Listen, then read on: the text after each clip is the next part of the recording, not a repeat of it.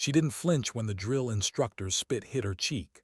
Most recruits would broken eye contact, maybe swallowed down the shame, but just stood there, chin up, shoulders locked, her gaze fixed beyond the horizon like she hadn't even heard him. And yet, every word landed like a hammer. "Look at you," petty officer sneered, his voice booming across the training field. 5'3" and barely 100 pounds soaking wet. You think you belong in my Navy?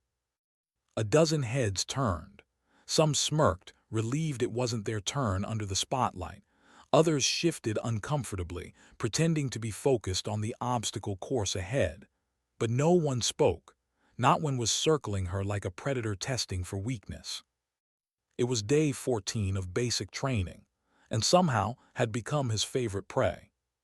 She answered like they all had been taught, "Sir, yes, sir." Her tone was steady, almost mechanical, as though the words had been soldered into her lungs. She learned to make her voice flat, emotionless, because the wrong inflection could mean another punishment. And still leaned in, so close she could smell his coffee-stained breath. "You'll be lucky to serve coffee in the mess hall. That's if you even survive my course." He pointed toward the looming wall of ropes, mud pits, and wire ahead. "Clock starts now. Prove to the platoon you're not dead weight. If you fail to beat yesterday's time, 50 push-ups. For everyone." A groan rippled through the ranks. Resentment followed it. Inhaled once, short and sharp, then launched forward. Her small frame hit the first wall like a bullet. Fingers scrabbled, feet slipped in the mud, but she climbed. Higher, faster, silent. When she swung over the top, her breath rattled once in her chest, but she didn't let it show. His voice chased her across the course.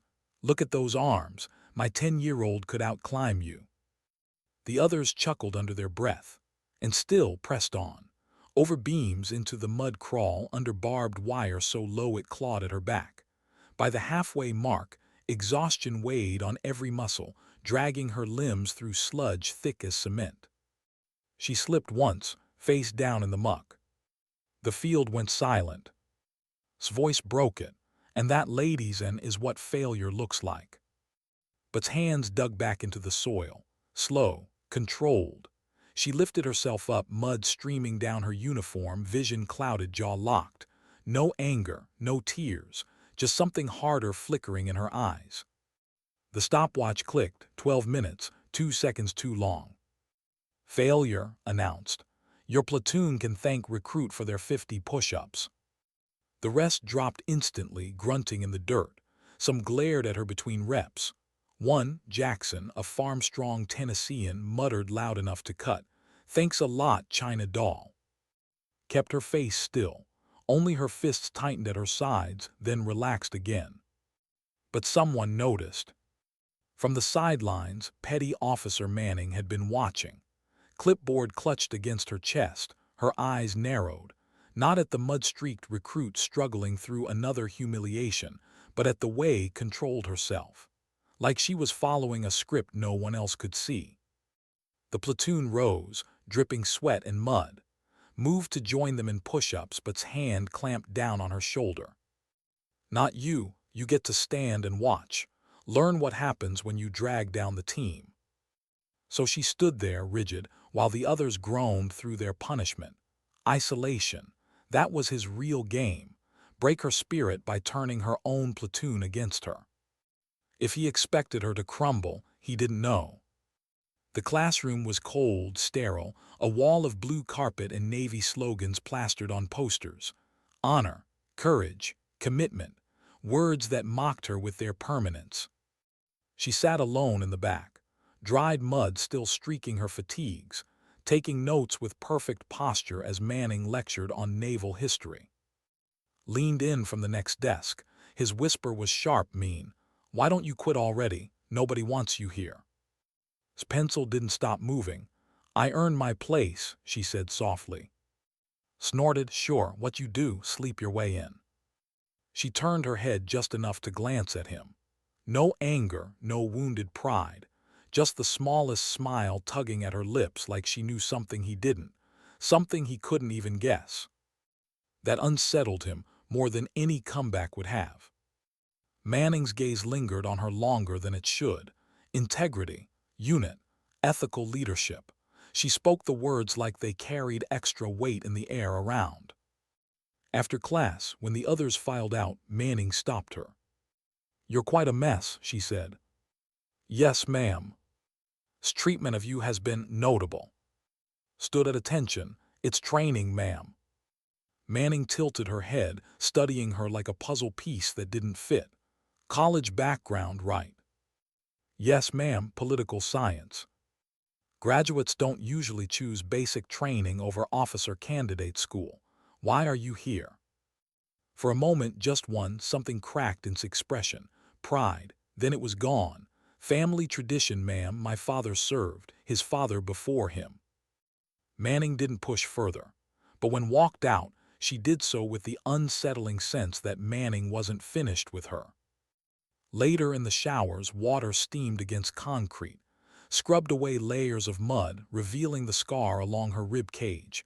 Jagged, ugly, the kind you didn't get from a childhood accident. Wilson noticed in the mirror. What happened there? Covered it with her hand too quickly. Kitchen accident, something like that. Wilson smirked. "Better toughen up if you can't even handle a little cooking." The words slid past her like smoke. But Manning's question earlier echoed louder. Why was she really here? The mess hall smelled of grease and bleach. Long tables filled with recruits laughing, trading insults, eating as though they hadn't in weeks. Sat at the end of one, alone, chewing mechanically. Shadow fell over her tray. "Enjoying your dinner, recruit?" His voice carried, sharp enough to cut the air. "Yes, sir." "Good, because after this you've got extra training. Your performance was an embarrassment, and when you're done, you'll be cleaning the head with a toothbrush." He smiled, not with humor, only malice. Across the hall, Manning watched. She saw his hand tighten around her fork so hard her knuckles turned white, but her face remained perfectly still, as if it were carved from stone. It wasn't the reaction of someone who was breaking. It was the reaction of someone who had endured far worse before. That night, as the base sank into darkness, she scrubbed tile on her knees, leaned against the doorway, arms crossed. "You know why you're here, don't you?" "Yes, sir. Because I failed to complete the obstacle course in the assigned time." He laughed. "No, you're here because you don't belong, and the sooner you figure that out and quit, the better for everyone." She looked up at him then, eyes locking on his. "I won't quit, sir." Something in her tone made him straighten slightly, as though, just for a second, he wasn't sure he'd won this game. "We'll see," he muttered, and left her in the dark with nothing but a toothbrush in her thoughts. But she didn't scrub like someone being punished. She scrubbed like someone who had been trained to be thorough under pressure, mechanical, efficient. And somewhere deep down she knew, every move she made was being watched. Lights exploded in the barracks. Recruits groaned, stumbling to their feet. Was already awake, bed made to perfect inspection standards, boots lined with surgical precision. Outside, the air hung heavy with humidity. Smile looked sharper than usual. "Today," he barked, "we push limits." Push-ups, sit-ups, sprints, all chosen to punish the smallest recruit in the group. Kept pace, sweat pouring, arms trembling, but never breaking. By the 85th push-up, most of the platoon had collapsed. At 90, dropped flat on his face. And, still going, breathing steady, movements sharp. Crouched by her ear, getting tired yet, ready to admit this isn't for you. "No, sir, another push-up, perfect form." He sneered, 10 more just for you." And she did them, without faltering. When it was finally over, bodies lay sprawled across the dirt. Stood, hands on her hips, chest heaving but eyes clear. That was when the words dropped like a stone. "Commander wants to see you, now." The platoon turned, staring. Commander wasn't a name you wanted to hear. She was the executive officer of the facility, The kind of officer recruits only encountered when something serious had happened. Muttered, maybe they finally realized their mistake letting you in. But said nothing. She just straightened her uniform, adjusted her collar, and walked toward the administration building with a composure that didn't fit the moment. Because the truth was simple. This was not the first time she had been summoned like this. And she knew it would not be the last. Why did Commander want to see her? The question rippled through the platoon like a live wire. Recruits exchanged quick glances, whispers already forming but gave them nothing. No stumble, no nervous shift of weight, just the sound of her boots tapping across the asphalt as she walked toward the administration building. The morning sun glared down, sharp and unrelenting. She walked through it without blinking. When she reached the office, she knocked once. "Enter." Commander sat behind a broad desk, her dark hair streaked with silver, eyes like sharpened glass. Beside her stood Petty Officer Manning, arms folded tight against her chest. The room felt colder than the air outside. "Recruit, reporting as ordered, ma'am." "At ease," said, though the command held no softness. "Do you know why you're here?" "No, ma'am." The silence stretched. Manning's gaze lingered on her too long, probing, measuring. "It's been brought to my attention that there may be irregularities in your training experience," said at last. "Would you say Petty Officer has treated you fairly?" It was a trap, a test. Complain about a superior officer and you'd be branded weak. Endure quietly and you suffered alone. His pause was calculated. "Petty Officer is preparing us for the challenges of naval service, ma'am." Leaned forward. "That's not what I asked." Another pause, this one just long enough to register. "Permission to speak freely, ma'am." "Granted." "Petty Officer believes I don't belong here. His methods are designed to make me quit. But I will not quit, ma'am." Her words didn't shake. They landed with an edge of steel. Manning stepped forward, clipboard pressed flat against her chest. "Your entry scores were exceptional, physical, written, psychological, yet keeps targeting your supposed weaknesses. Do you have an explanation?" Something flickered in his face, quick, almost invisible. "Perhaps my appearance leads to false assumptions, ma'am. I've encountered that before." "Where?" asked. Didn't blink. "Civilian athletics, ma'am, college sports." Both officers exchanged a look, not disbelief exactly, but suspicion sharpening into something harder. "Your father served," changed direction suddenly. "Yes, ma'am, Navy, Lieutenant Commander." "And your grandfather?" "Chief Petty Officer, Navy as well." "Family tradition," murmured, eyes narrowing. "Important to you?" "Very much so, ma'am." The commander studied her like a code she hadn't yet cracked.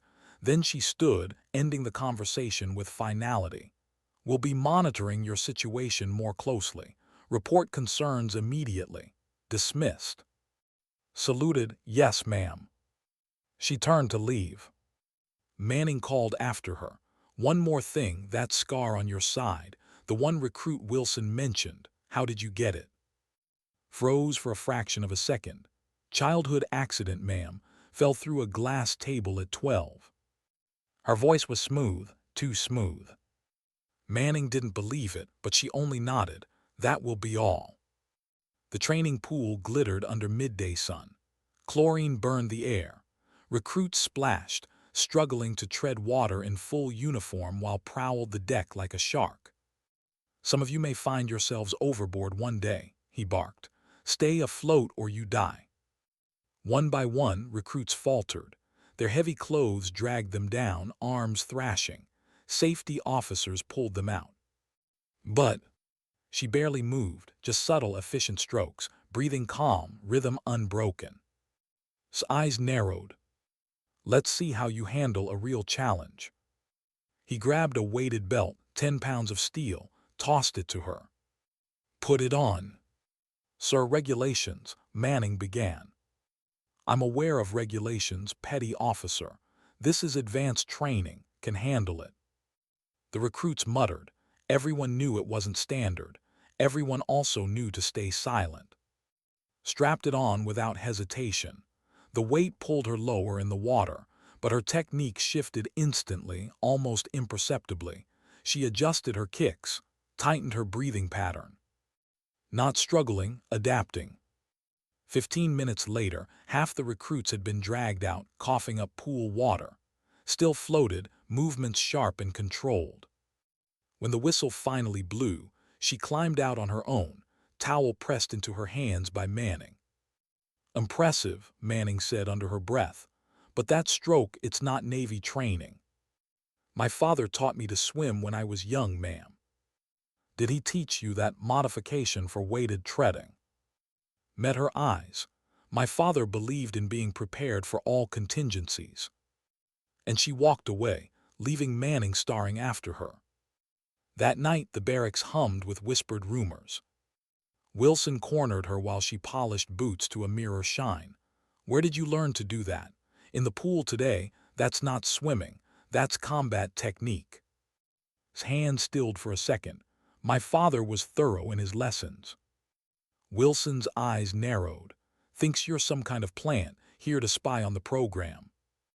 Lifted her boot to the light, perfect reflection. "Do you think this will pass inspection?" A deflection, smooth, practiced. But Wilson didn't press, not this time. "Instead," she muttered, "some of us are practicing not tying after lights out. Extra prep. You can join if you want." A small olive branch, the first one. Nodded once. "Thank you, I might." When Wilson left, his gaze slid to her locker. Beneath the folded uniform, hidden from inspections, sat a small leather case. Her hand hovered over it, but she didn't open it, not yet. Before dawn, the barracks buzzed with frantic activity. Word had spread. Commander Blackwood was coming for a surprise inspection. The man was legendary. His inspections could make or break an entire platoon. Every bed had to be exact, every locker flawless, every tile scrubbed spotless. Had been assigned the bathrooms, the hardest job, deliberately given to her by with a smirk. "Make sure every drain shines. Blackwood notices everything." She answered with a steady, "Yes, sir." 2 hours later the space gleamed. Not a speck of dust, not a water stain. Even Jackson, who'd mocked her before, lingered at the doorway. "You know, for someone who's supposed to be breaking, you never seem stressed." Scrubbed the final drain, expression unreadable. Everyone handles pressure differently. 900 sharp. Commander Blackwood entered the barracks. Tall, weathered face, eyes that had seen too much war. Petty Officer Manning followed with 2 other officers, trailed behind, pride radiating from him like heat. "Attention on deck." The recruits snapped into rigid lines. Blackwood moved slowly, methodically, checking corners, lifting mattresses, running white-gloved fingers along shelves. When he reached the bathrooms, he stopped. "Recruit," he said, voice clipped, "this was your assignment." "Yes, sir." He stepped inside at attention by the door. The space shone like glass. His gloved hand swept across the sinks, the stalls, the drains. Perfect. Then he froze. Through her damp uniform, under the fluorescent light, a faint shadow appeared. Lines, curves, ink pressing against fabric. "Recruit," his voice shifted, softer, sharper. "What is that on your back?" The room held its breath. "Sir." "Your undershirt, something shows through. Is that a tattoo?" "Yes, sir." Naval regulations regarding visible tattoos are clear. While in uniform, they must not be visible. "It isn't, sir. The dampness made the fabric transparent. Under normal conditions, it does not show." Blackwood's gaze didn't waver. "What is the nature of this tattoo?" "A family emblem, sir. Military history." "Let me see it." "Sir," Manning began. "It's all right," cut her off, calm, controlled. She reached back, lowering her collar 2 inches. The top edge of a dark marking appeared. A stylized anchor, entwined with something else. symbols that didn't match any standard unit insignia. Blackwood's face changed instantly. His voice dropped. "Everyone out now." Manning hesitated. "Sir." "That's an order." Opened his mouth, then snapped it shut at the commander's glare. The room cleared, leaving only Blackwood and in the tiled silence. "Show me the whole tattoo." Turned, unbuttoning 3 fasteners with slow precision. Pulled the shirt down enough to reveal the full design. An anchor, a trident, surrounded by a ring of cryptic symbols. Not Navy, not public, but unmistakable to anyone who knew. Blackwood's jaw clenched. "Button your shirt." She did. His voice dropped to a whisper. "Where did you get that?" "I earned it, sir." "That's not possible." His eyes narrowed. "That emblem belongs to—" He stopped himself. "How old are you?" 23, sir." "Your father, Lieutenant Commander, served on the Wayfinder. Operation Silent Harbor." "Yes, sir." Blackwood's hand raked across his face. For the first time, his composure cracked. "I knew your father," he said quietly. "But that tattoo, it doesn't go to family, only to—" His voice trailed. Said nothing. The silence answered for her. Blackwood straightened slowly, the full weight of realization settling in his eyes. "You're not just his daughter, you're—" Didn't nod, didn't deny it. Her stillness was enough. Blackwood checked his watch. His voice regained command steel. "Finish the inspection. Report to my office at 1300. Tell no one." "Yes, sir." When he left the bathroom, his tone was back to normal, clipped and detached. "The facility's pass, exemplary." But Manning noticed it, the subtle shift in how he said her name. Not with dismissal, with respect. And she knew then. Something about it just changed everything. Why did the commander clear the room? The recruits whispered about it for hours. Swore he saw pull her collar down. Wilson said the commander looked like he'd seen a ghost. Even Jackson, who'd mocked her from day one, was quieter now, watching her with wary curiosity. But gave them nothing. She just went back to training, every movement precise, controlled. If they expected nervous fidgeting or whispered explanations, they were disappointed. She was a stone. Only Manning noticed the subtle change, the way Commander Blackwood had looked at her afterward, not like a recruit, like something else entirely. By 1300 hours, the truth could no longer wait. Blackwood's office sat on the far corner of the administration building, overlooking the parade ground and the sea beyond. It was lined with photographs, oak furniture polished to a quiet gleam, a shadow box of medals mounted proudly on the wall. Knocked once. "Enter." She stepped inside. Not just Blackwood this time. Manning stood against the far wall, arms folded, and beside her, a third figure. A woman in her 50s, hair pulled tight, wearing a captain's insignia. Her posture alone spoke of secrets she carried. Saluted. "Recruit, reporting as ordered, sir."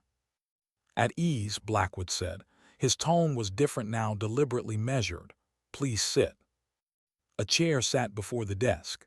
Recruits were rarely offered seats in this office. Lowered herself with perfect posture, hands resting on her thighs, eyes forward. "This," Blackwood said, nodding toward the third woman, "is Captain Vance, Naval Intelligence." His face revealed nothing, but inside she felt the inevitability of gravity pulling her cover down. Vance's eyes pinned her like a hawk. "Recruit, or should I call you by your actual rank?" Manning straightened, caught off guard. "Rank," she echoed, confusion cracking through her professional mask. "For the purposes of this conversation," said carefully, "my current designation is appropriate, ma'am." Vance's lips twitched, amused, not surprised. Blackwood leaned forward. "I saw the tattoo. That emblem doesn't belong to family members. It belongs to operatives. I know what it means." Manning frowned. "Sir, I don't understand. What is?" Vance exchanged a look with Blackwood. Then she exhaled. "Petty Officer Manning, What you're about to hear is classified at the highest level. You're being briefed only because of your direct role in training." Manning's jaw clenched. She nodded once. Vance said, her voice low, was a program launched in the early 2000s, deep cover naval intelligence. Operatives trained to vanish into roles, civilians, recruits, even allied militaries, where conventional forces couldn't go. Officially disbanded 10 years ago. Unofficially, her gaze returned to. It went deeper underground. Manning's eyes widened. But she's 23, that doesn't add up. Correct, Vance said, which means her presence here raises questions. Remained silent, calm still. Would you care to explain? Blackwood asked, his voice sharp with authority. Inhaled once. The program was restructured. A legacy initiative was introduced for children of operatives. I was recruited at 17, activated at 19. Manning's voice was a whisper. Activated. She knew the word, the euphemism, the reality. Operatives, Vance continued, integrate into training programs like this one to evaluate their effectiveness, sometimes for security assessments, sometimes for rapid deployment prep, sometimes other purposes. Her eyes narrowed. Which begs the question, why are you here, operative? His gaze met hers evenly. Training, evaluation, capability assessment. Under whose authority? Blackwood pressed. Admiral, Pacific Command. The name changed the room. Both Blackwood and Vance stiffened at once. You expect me to believe, Vance said carefully, that authorized this deployment without informing naval intelligence. The authorization came following the Strait of Malacca incident last year. He believed training programs required reassessment. I was tasked to report on effectiveness, to identify vulnerabilities. Blackwood leaned back, rubbing his jaw. So you've been evaluating us, watching, recording, all while trying to break you.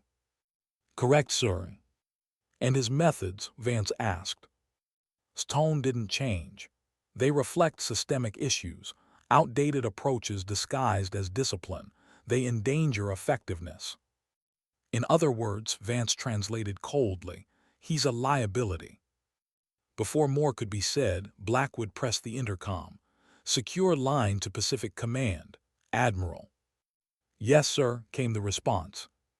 They waited in taut silence until the phone buzzed. Blackwood picked it up, placed it on speaker. The Admiral's voice was gravel, clipped by decades of command. Sir, Blackwood said, Commander Blackwood at Clearwater Training Facility. I'm here with Captain Vance. And he hesitated, an operative identifying herself as designator. A long pause. I see, said finally, and Captain Vance is present. Yes, Admiral, Vance replied. We're seeking verification of her assignment parameters. Another pause. Then, the operative's presence is authorized. Her assessment mission is legitimate. Vance's brow furrowed. Sir, why was naval intelligence not informed? Operational necessity, answered. His tone shifted, hardening. However, her identification was not part of the plan. Unavoidable, sir, said. The commander recognized the insignia. Sigh carried through the line. Then protocol requires immediate extraction and reassignment. Continue operations until arrangements are finalized. Appearances must remain intact. What about her report? Vance pressed. Submit through normal channels, said. And petty officer's conduct, his methods must be included. I want the truth. Yes, sir, said. The line clicked, dead. For a moment, the office was silent. Only the hum of the fluorescent lights filled the air. Vance spoke first. So it's confirmed. Operative remains under cover until extraction. We proceed as though nothing has changed. Manning shook her head slowly. You're telling me everything I've seen. The humiliation, the failures, was an act. Not everything, replied. Harassment wasn't planned, but it provided valuable data. Data, Manning repeated, as if the word itself were poison. You've been collecting data on us. On the program, corrected, Not on individuals. Blackwood's eyes narrowed. Does suspect anything? No, sir. He believes I'm on the verge of washing out. And the other recruits? They notice inconsistencies. They attribute them to luck, athletic background, nothing compromising. Manning shook her head again. I knew something was off. The way you carried yourself, it wasn't a rookie's posture. Met her gaze. That's why you're a good training officer, ma'am. You notice what others miss. The compliment caught Manning off guard. Blackwood's voice was firm. Then it's settled. You continue as a recruit. We continue as if nothing has happened until extraction. Rose to her feet. Yes, sir. She turned to leave. Blackwood called softly. She looked back. Your father would be proud. For the first time, her mask cracked. A flicker of genuine emotion cut across her features. Thank you, sir. Back in the classroom, whispers followed her like smoke. Paused mid-lecture when she entered. Nice of you to join us, recruit. Care to share what was so important you had to miss valuable training? She met his stare. The commander asked me not to discuss the meeting, sir. A ripple of murmurs swept the room. His eyes narrowed. Then you can stay after hours. I'll personally ensure you catch up. Yes, sir. Cornered her later. So, what happened, you getting kicked out? Nothing that concerns the platoon, she said coolly. He frowned. You're different today. She glanced at him once, flat and sharp. We're all different every day. And she walked on, leaving him unsettled in her wake. That evening, the classroom was empty except for her end. He circled her like a vulture. Secret meetings with the commander. Manning watching you like you're her project. Something going on, and I'll find out what. Stood rigid, gaze forward, silent. You think you're special, he spat. You're nothing. Tomorrow's underwater evacuation drill will prove it. Let's see if you can hold your breath when it counts. For the first time, she looked directly into his eyes, not with fear, not with defiance, with something worse for a man like calm assessment. Is that all, sir? He stepped back, unsettled by the chill in her tone. 500 tomorrow, don't be late. Yes, sir. When she left, her mind was already running the calculation. The drill was notoriously dangerous, and in his hands, it could become something else entirely. She would have to choose carefully. Stay hidden, or finally stand revealed. Why did he choose her? The recruits had no doubt. When Petty Officer announced the next morning that recruit would lead the underwater evacuation drill, the reason was obvious. He wanted her to fail, to drown, if not in water, then in humiliation. The drill was notorious. A simulated aircraft fuselage submerged in the training pool, recruits strapped inside.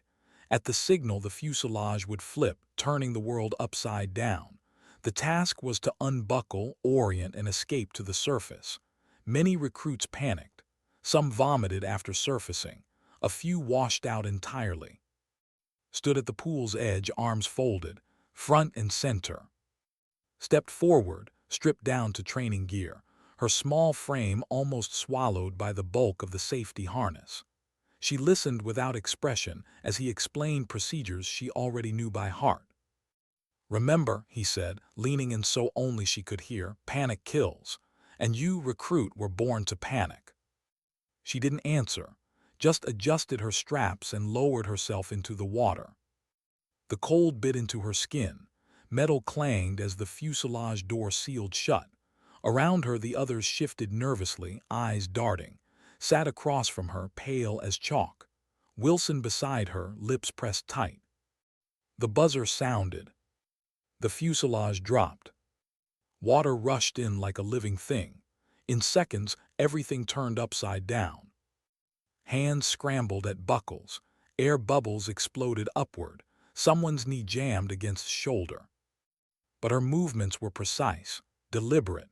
She counted heartbeats, not seconds, waited until the fuselage settled, then unlatched her belt with one smooth twist. Her body rotated in the water. Orientation was key. Find the window, follow the bubbles, keep calm. She'd been drilled in this at 17. Deeper pools. No safety divers. Failure back then had meant more than embarrassment. Wilson thrashed beside her, trapped in his harness.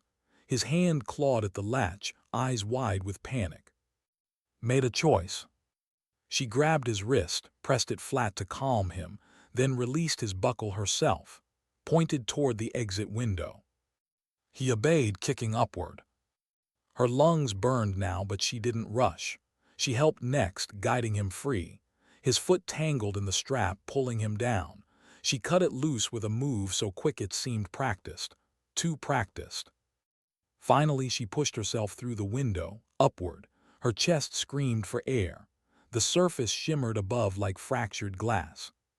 She broke through. Gasped, drew breath so sharp it seared. Around her, recruits flailed, coughing, sputtering. Safety divers pulled one from the water, unconscious but breathing. And she treaded calmly, controlled. His face was thunder. Out of the pool, he barked. Recruits scrambled to the edge, dragging themselves onto the concrete. Climbed last, movements unhurried. Stalked toward her. You think saving Wilson makes you some kind of hero. You compromised your own performance. You could drown. Wilson coughed violently, clutching his stomach. Sir, she saved my life. Shut your mouth, recruit, snapped. But the words were already echoing. The others had seen. Her calm in the water, her choices, her control. And they whispered. Not weakness, not failure. Something else. That night the barracks hummed with restless energy. Usually quick with mockery, leaned across the aisle. What the hell was that? You moved like you done this 100 times before. Kept polishing her boots. Training is training. Wilson shook his head. No, that wasn't training, that was something else. You should seen her, she didn't even look scared. She's hiding something, muttered, but the bite in his tone was dulled now, more curiosity than insult. Manning, passing through on inspection, paused to listen. Didn't look up. Everyone faces fear differently, that's all. But Manning knew better. She'd seen the way it handled herself, and she remembered the scar, the tattoo, the commander's sudden shift. Something didn't add up. 2 days later, the platoon stood at attention on the parade ground. Commander herself inspected their formation, barked corrections, but his voice carried less weight now. The recruit's eyes flicked toward when he wasn't looking. Stopped in front of her, recruit. Ma'am. Her gaze lingered a beat longer than protocol required. Carry on. His jaw clenched. After dismissal, he cornered her by the gear lockers. You think you're clever, don't you?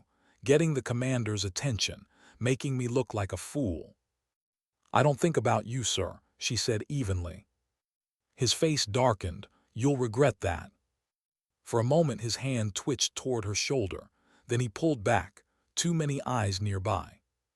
But the promise in his glare was unmistakable.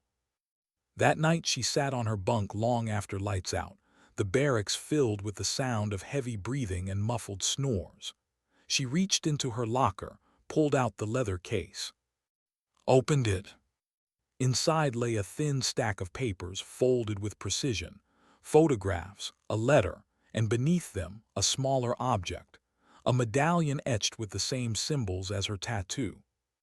Her fingers traced the edges slowly. It wasn't vanity, it wasn't decoration. It was a mark of belonging, a reminder of nights colder than this one when her lungs had burned, her muscles had torn, and her instructors had whispered, "You are not human anymore. You are." She tucked it back before anyone stirred, and whispered to herself, "Not yet, not here." The following morning, Vance appeared on the training field.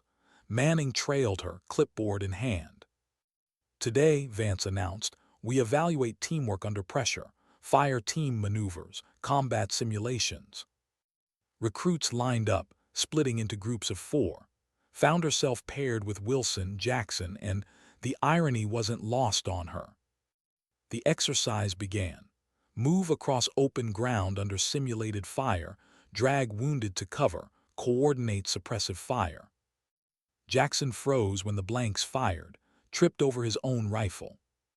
Didn't shout, she didn't command, she simply moved. She grabbed Jackson by the vest, hauled him into position, barked a short order to Wilson that snapped him out of his daze. Her movements were crisp, her directions minimal, and somehow the group followed. By the end, their team finished first, not because of skill, because she had turned chaos into order. Manning's eyes narrowed. Vance's lips curved into the faintest smile. He seethed. That evening, called Manning into her office. "What's your assessment?" the commander asked.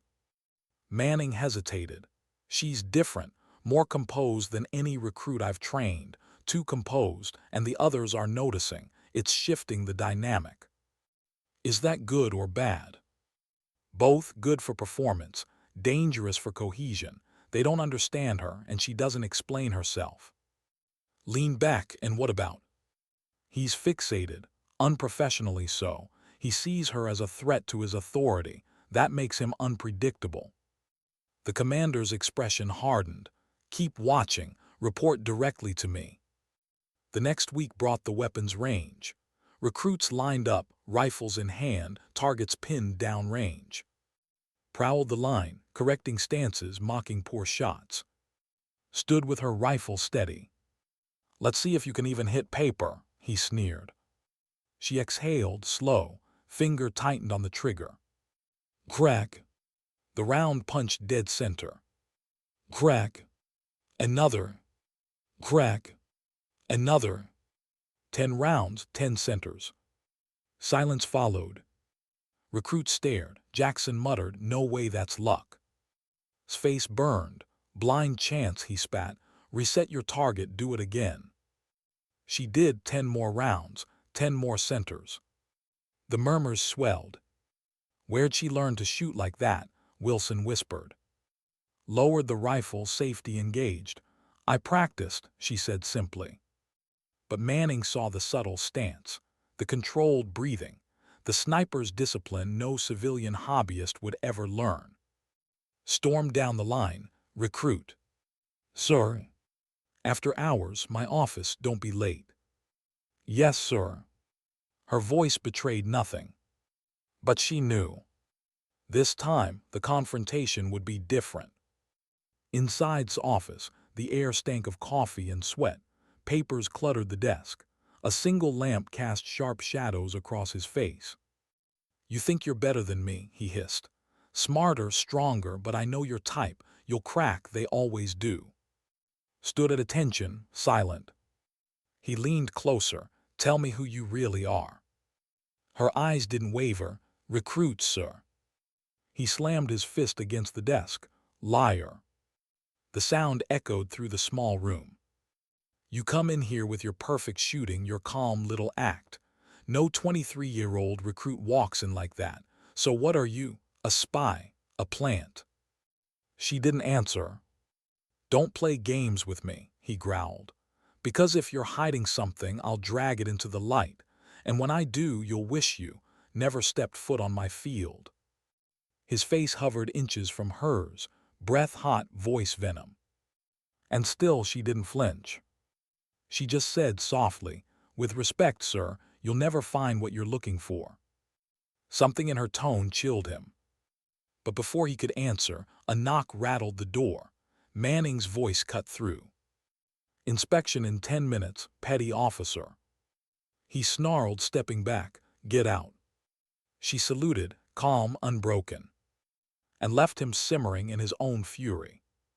That night she lay in her bunk staring at the ceiling. Around her the others slept. The barracks hummed with silence. But inside her a storm gathered. She had stayed hidden this long. But with every drill, every shot fired, every move she made, the cover frayed thinner. And soon she knew the choice would come. Hide or be revealed. How far would he go? The recruits asked themselves that every day now. Petty officer's obsession with had shifted from irritation to something darker. His insults had grown sharper, his punishments more personal. He didn't just want her broken, he wanted her exposed. And knew it. Every morning she braced not for the drills, not for the physical strain, but for the moment his eyes locked on her across the yard, the moment his mouth curled in that bitter smile. She endured it, silent, patient. But even patience has a limit. The platoon assembled on the field for live fire exercises. Sunlight glared off rifles. The smell of oil and dust clung to the air. Today, barked, we separate the soldiers from the cowards. Real ammunition, real risk. If you slip, you bleed. And if you bleed, you're a liability. Murmurs rippled through the recruits. Most had never fired live rounds under pressure. The weight of it settled heavy. Gaze swept the line, stopped on, "You'll lead Alpha Squad." She blinked once. "Sir, Alpha Squad already has a leader." "Not today. Today, you're in charge. Let's see how your perfect scores hold up when other people's lives are on the line." Wilson whispered behind her, "He's setting you up." She didn't answer. The whistle blew. They moved into the course. Trenches, sandbags, plywood walls pocked with bullet scars. Blanks cracked from hidden turrets, forcing recruits to duck and crawl. Dust stung eyes and throats. Led from the front, movements sharp and deliberate. She signaled silently, hand up, 2 fingers left sweep. The others followed without question. Even usually quick to resist obeyed. Her calm steadied them. But the course wasn't designed to be fair. At one choke point where the squad had to cross open ground, a sudden burst of live fire rattled far closer than it should. Wood splintered. Jackson yelped, diving flat. "Cease fire," shouted, raising her arm. But the fire didn't stop. The recruits froze, eyes wide, fear choking them. Pulse hammered. This wasn't in the plan. Someone had loaded a turret with more than it should had. She spotted it, the glint of a barrel to the right, jammed at the wrong angle. Her body moved before thought. She grabbed Jackson by the vest, dragged him back into cover, then lunged out herself. Rolled low, fired 2 precise rounds. The mechanism sparked, jammed, and fell silent. When the smoke cleared, the recruits stared at her like she'd grown a second skin. Wilson whispered, "No way, that was military clearance shooting. That wasn't luck." She ignored him. "Check for injuries, keep moving." But inside she knew. That slip, those movements hadn't looked like a recruit. They looked like what she really was. And too many eyes had seen. After the drill, herself appeared on the field. Her expression was unreadable as she inspected the squad. "Report," she ordered. "Course completed, ma'am. One equipment malfunction resolved," said evenly. His gaze sharpened. "Resolved how?" "Engagement with turret, disabled, ma'am." "By you?" "Yes, ma'am." The commander studied her for a long moment, then simply said, "Dismissed." But her eyes followed all the way off the field. That evening, tension smoldered in the barracks. Slammed his locker shut. "Don't tell me none of you saw it." She moved like a spec ops operator. Who the hell is she really? Wilson shifted uneasily. "She saved Jackson, twice now. Maybe stop questioning and just be grateful." Jackson's voice was shaky. "I don't care what she is, she kept me alive." But the whispers grew. Around bunks at Chow on the range. Who was? How could she shoot like that, fight like that, breathe underwater like it was nothing? Heard every word and kept silent. But Manning didn't. Late that night, Manning intercepted her outside the gear room. "Walk with me." Followed her into the shadowed corridor, footsteps echoing against concrete walls. "You saved a recruit today. You disabled a live fire malfunction in under 5 seconds. How did you know what to do?" "Training, ma'am." "That's not training." Manning stopped, turning to face her. "That's experience. I've been in the Navy 12 years. I know the difference." His eyes flickered just once. You don't have to tell me everything, Manning pressed, softer now. But at least tell me this. Are you putting them in danger, the other recruits? No, ma'am, never. Manning studied her in the dim light. Then whoever you are, I'll keep my eyes open, for you, not against you. For the first time's expression shifted, just a fraction, gratitude quickly buried. Thank you, ma'am. But wasn't blind. The next day he stormed into his office, voice thick with anger. Is undermining my authority. She's reckless. She's dangerous. Raised an eyebrow. She's competent, more than some others I've seen. Competent, snapped. She's hiding something, and if you won't dig it out, I will. His voice cut sharp as glass. You will do nothing outside protocol, petty officer. Are we clear? He clenched his jaw. Crystal, ma'am. But as he left, his fists were tight, his mind already scheming. The platoon's next exercise was night maneuvers in the forested training grounds. Darkness pressed heavy, the only light from the pale wash of the moon. Recruits carried blanks, moving in staggered formations, nerves buzzing. Led her team quietly, boots sinking into damp earth. Every sound sharpened, the snap of a twig, the rush of wind through branches. Somewhere in the shadows a flare burst. Red light washed across the trees. Gunfire crackled. Down, she ordered. They hit the ground as rounds whistled overhead. Too close. Again, closer than a drill should allow. Cursed, this isn't blanks. Stay calm, stay low. His mind calculated distances, angles, probability. None of it added up. This wasn't malfunction. This was sabotage. And only one person would risk that. Hours later, when the platoon returned, bruised and exhausted, stayed behind. She waited in the shadows until the others filed out. Then she stepped into the clearing. And there he was, alone, smoking, face lit by the embers' glow. I knew it, he said without looking at her. You're not who you say you are. I saw it tonight. The way you moved in the dark. You weren't scared. You were hunting.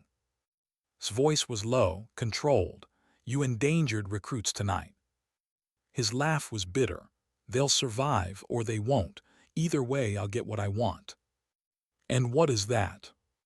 To expose you, to rip off whatever mask you're wearing. His eyes gleamed. And when I do, they'll see you're a fraud. She stepped closer. Be careful, petty officer. Sometimes the truth burns the one who tries to drag it out.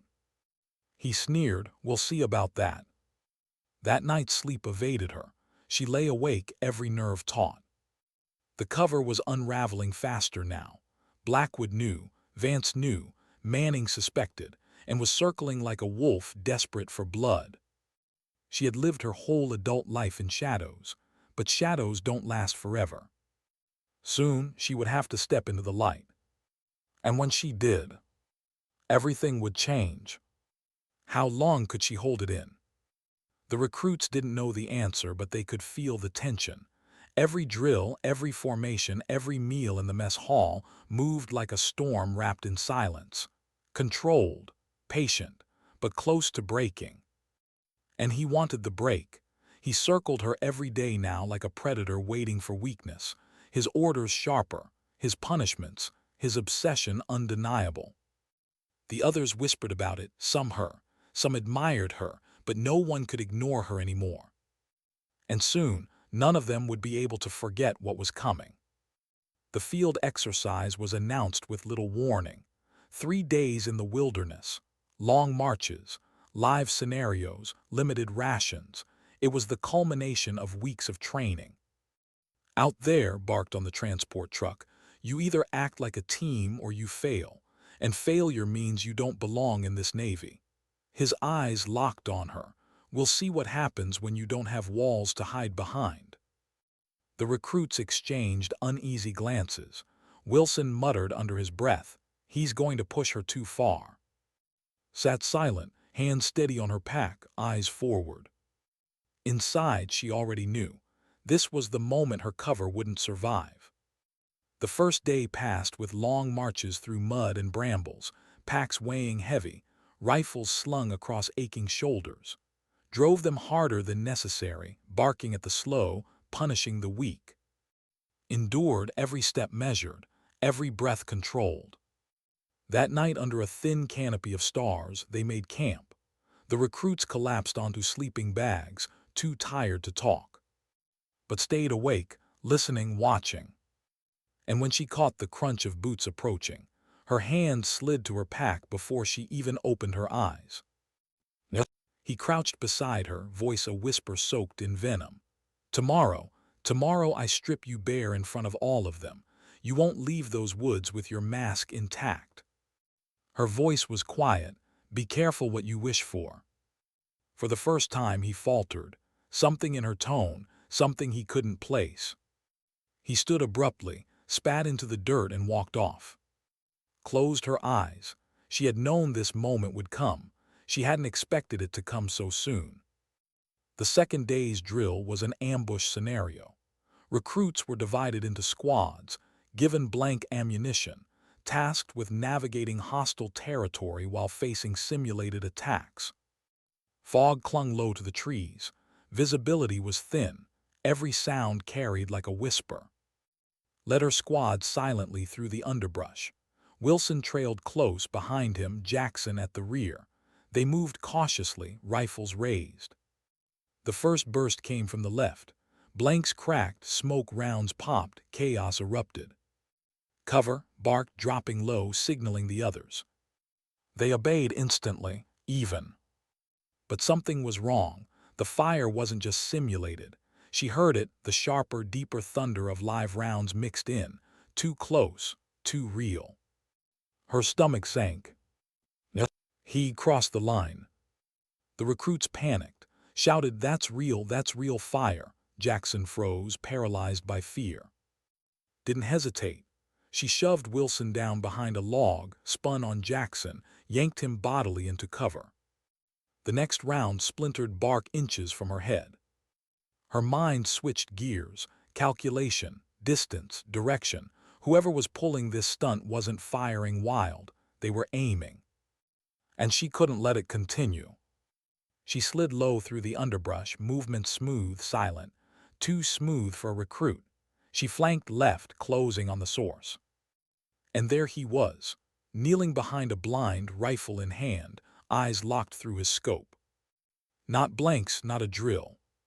Real. He swung the barrel toward, finger tightening.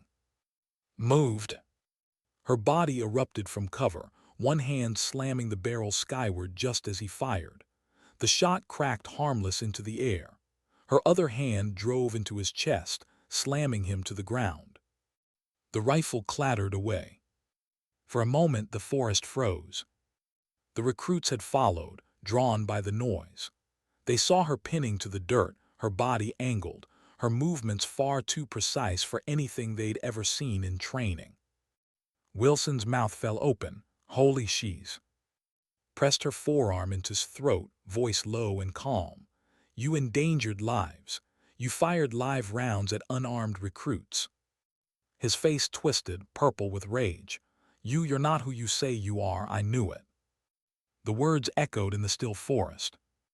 And in that silence realized the truth. Her cover was gone. Commander arrived an hour later with Manning and Vance in tow. The recruits were sequestered, rattled and whispering. Sat bound, eyes burning with humiliation and fury.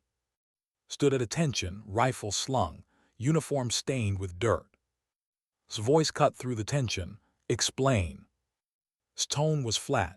Loaded live rounds he fired at recruits. I intervened. Vance's eyes flicked to her. Intervened how? Didn't look away. With experience I should not possess at this rank.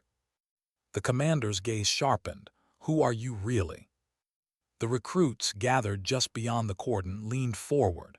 They had heard the question too.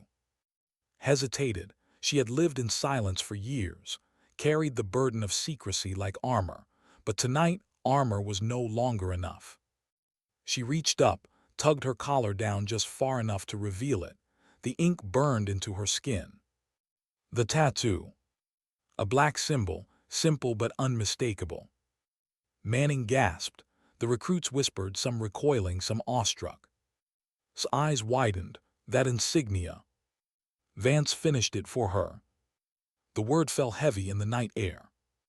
The recruits stared, confusion and disbelief colliding on their faces. Wilson whispered, she's not even one of us. Muttered's no wonder. And Jackson, quiet pale, just said, she saved me twice. Laughed bitter and sharp. There, you see, she's a fraud, a spy. I told you she was hiding something. But's eyes never left. Is it true? Yes, ma'am, said evenly. I am activated at 19, assigned here under Admiral's authority to assess training programs. My presence was classified. Manning's voice trembled. All this time you weren't failing, you were watching. His jaw tightened. Not failing, learning, evaluating, but what I saw here was worse than I expected. She turned her gaze toward abuse disguised as discipline, personal vendettas threatening lives. That is not training. His expression hardened, fury flashing across her eyes. She turned on. You loaded live rounds. He stammered, she's lying. Enough, barked. Her voice cracked like thunder. Silence fell. She turned back to, you'll submit a full report, effective immediately. Until then, you remain under my direct supervision. Yes, ma'am. The recruits shifted uneasily, eyes darting between and the officers. Their world had shifted in an instant. The quiet, unremarkable recruit was something else entirely. And none of them knew what to make of it. That night back at camp, the whispers wouldn't stop. She's not one of us. She saved your life. She lied to us. She's something more. Sat apart, silent by the dying fire. Her mask was gone, her truth exposed. And yet she felt lighter than she had in years. No more hiding, no more pretending. But the cost of revelation had only just begun. What happens when the mask is gone? For the recruits of Clearwater, the answer was staring them in the face every day now. Quiet, unremarkable, the one they mocked, doubted, ignored, was no recruit at all. She was something else. The revelation spread like fire. It wasn't shouted in lectures or posted on walls. It lived in whispers, in the way conversations broke off when she entered the mess hall, in the way recruits' eyes flicked to her tattoo, then quickly away. Some looked at her with awe, others with suspicion, but none of them looked at her the same, and felt the weight of it, every step, every breath. She had never wanted their attention. Now she couldn't escape it. Commander called her into the office 2 mornings later. Manning and Vance were already there, both standing at stiff attention. Motion to the chair, sit. Obeyed, posture perfect. We've spoken with Admiral, began. Your assignment remains authorized, but your cover is compromised. That presents complications. Understood, ma'am. Complications, Vance repeated, her tone sharper, such as the fact that these recruits now question whether their program is a test or a joke, whether their failures matter when an operative has been among them all along. His voice stayed calm. Their failures matter, so do their strengths. My presence doesn't erase that. Vance arched an eyebrow. You expect them to believe that? Hesitated. For the first time, she didn't have a rehearsed answer. Leaned forward. Whether they believe it or not, they will follow my orders. And my orders are this. You remain embedded until extraction. But you'll conduct yourself openly now. No more pretense. No more games. Yes, ma'am. Manning spoke softly. That won't be easy for her, or for them. His tone softened just slightly. Easy isn't the goal, truth is. Nodded once, understood. But inside she wondered. Truth was rarely that simple. The barracks felt colder that night. She sat on her bunk silent while the others whispered. Wilson approached cautiously. Or, I don't know, do we call you operative now? Recruit, she said simply. That hasn't changed. He studied her. But you're different, we all saw it. You're trained like no one else here. Her eyes softened just a fraction. I'm different, yes, but I'm also here with you. Same mud, same chow, same mornings at 500. Snorted from his bunk. Yeah, except when things go sideways, you don't panic, you don't even blink. Normal people don't do that. Maybe not, said quietly, but panic doesn't save lives. Jackson finally spoke, his voice hushed. You saved mine twice. The words hung in the air. No one argued. But no one knew what to do with them either. The following day was gone, pulled from the program under his authority, his bunk stripped bare, his shadow removed from the halls. But the absence didn't erase what he'd left behind: suspicion, division, unease. Vance gathered the recruits in the classroom. What happened in the field stays in the field. You do not discuss it outside this facility. You do not speculate. You do not question orders. The recruits nodded, some eager to obey, others silently resisting. Sat in the back, expression unreadable. Wilson leaned toward her later. Do you think they're protecting you, or protecting themselves? She didn't answer, because she wasn't sure anymore. Isolation grew like a shadow around her. Recruits who once mocked her now kept their distance. Meals at the far end of the table. Conversations that stopped when she walked in. Even Manning seemed uncertain, torn between duty and empathy, between officer and human being. Bore it all in silence. She had been trained for solitude, but something about this was heavier. Because this time, it wasn't faceless enemies she was hidden from. It was the very people she'd lived beside. And loneliness felt sharper when it grew out of familiarity. The breaking point came on the third day. The recruits were tasked with a long-range navigation drill, 10 miles through swamp and scrub, full gear, timed. By mile 6, faltered. His ankle rolled on uneven ground, sending him to the dirt with a shout. The squad stopped, gathering around. Wilson crouched. It's bad, he can't keep weight on it. Jackson panicked. We're screwed. If we don't finish, we all fail. Cursed, sweat streaking his face. Go without me, leave me here. The others hesitated, torn. Training said move on. Instinct said don't. Stepped forward, we carry him. Glared, I don't need your help. She met his eyes steadily. This isn't about need, it's about finishing. Without waiting for approval, she slung his arm over her shoulder, lifted, bore the weight. Wilson jumped in on the other side, supporting him. Jackson carried extra gear. Together they moved, slower, harder, but together. By the time they crossed the finish, they were the last squad back. But they were the only squad that returned whole. And for the first time since her exposure, no one whispered. They just looked at her differently. That night, Manning pulled her aside. What you did today, interrupted softly, wasn't about me. No, Manning said, but it showed them something, that you're not here to make them look weak. You're here to make them stronger.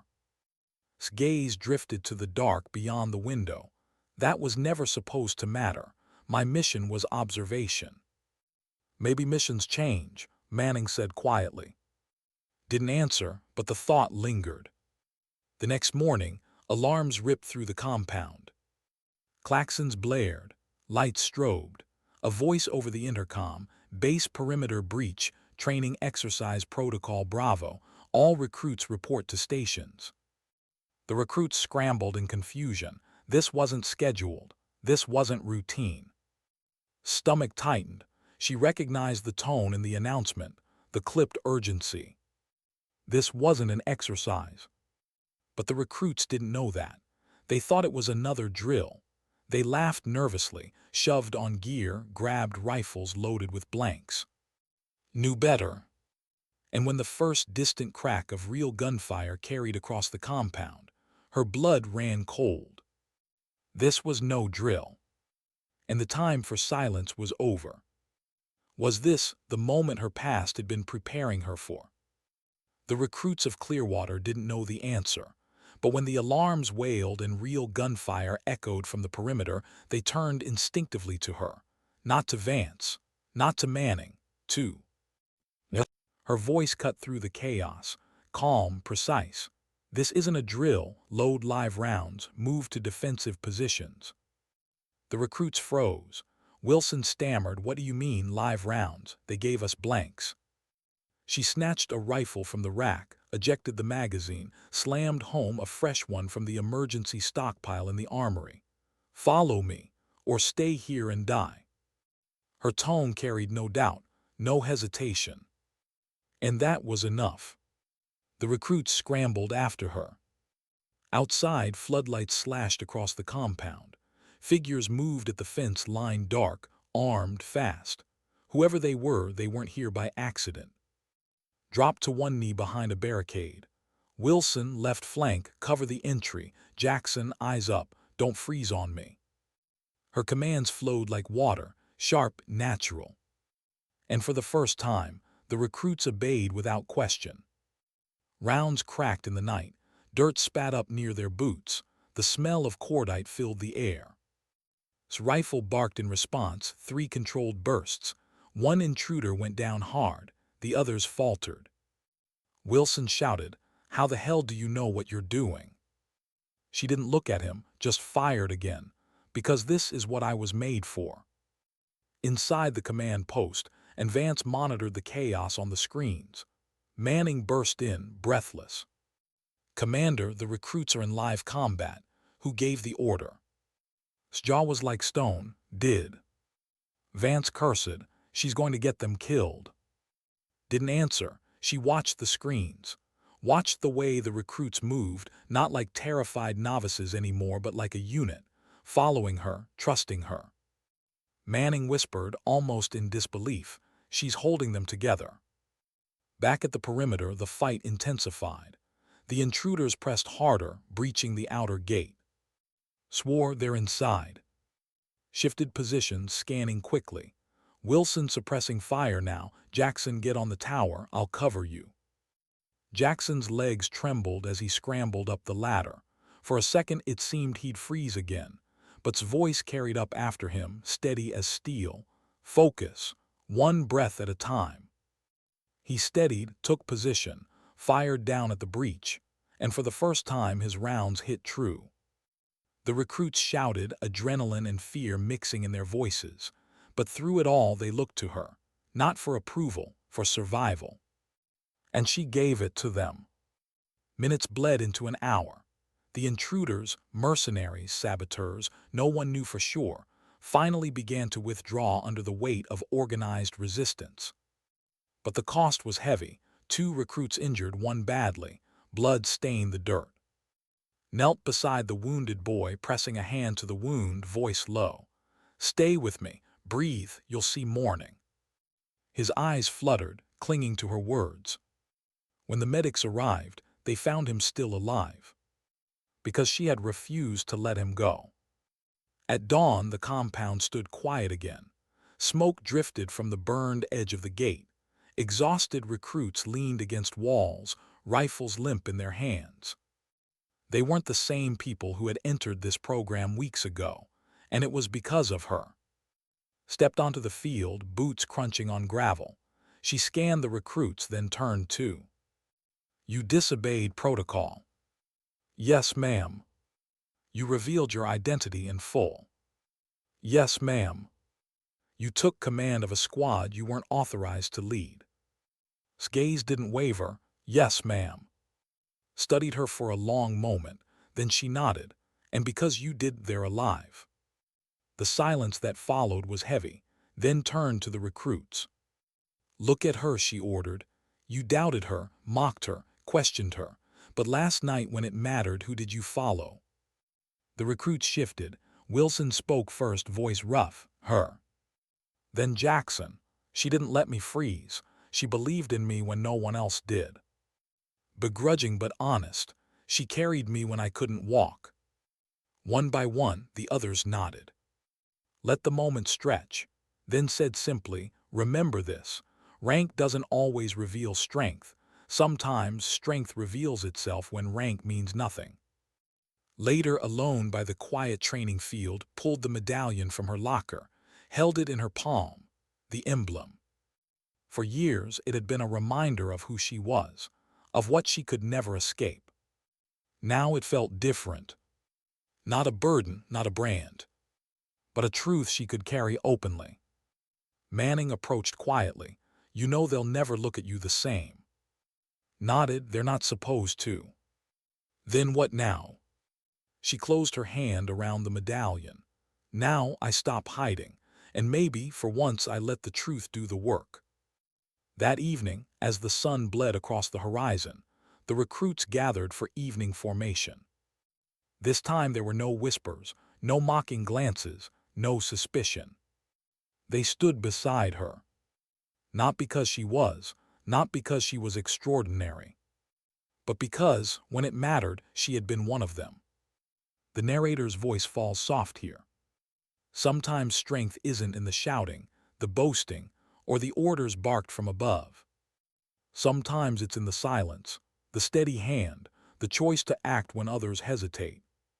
Her tattoo had meant nothing until the commander saw it, until the recruits saw it, until it became more than ink. It became proof that dignity doesn't always speak. It simply acts.